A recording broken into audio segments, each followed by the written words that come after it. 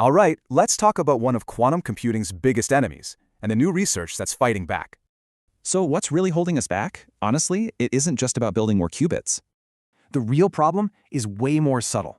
It's a type of noise that messes with quantum information. And this isn't random static. It's called non-Markovian noise.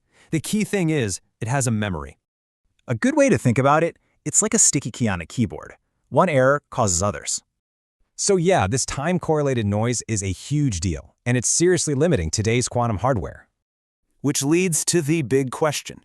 How can you fight an enemy you can't even properly see? See, until now, our tools only gave us a blurry, incomplete picture of this noise.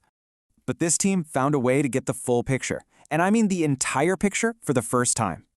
Their method is super clever. It uses a smart data processing trick to bypass some tricky hardware limitations. They tested this on 2 different chips, one they built themselves and one of IBM's quantum processors. And wow, look at this. On the left is the actual noisy process they mapped out. You can see the ideal structure is kind of there, but it's warped and distorted by all that noise. Okay, so just how noisy is it? They were actually able to put a number on it. Let's take a look. For their own processor, this number represents the total amount of that time-correlated noise they measured. Now, a small piece of that total was what they call quantum non-Markovianity. So what's the difference?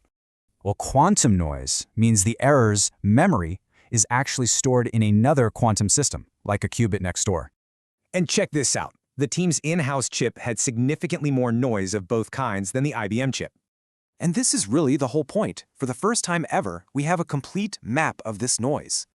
This is a game changer. It's like going from a blurry photo to a super high-res blueprint of the problem.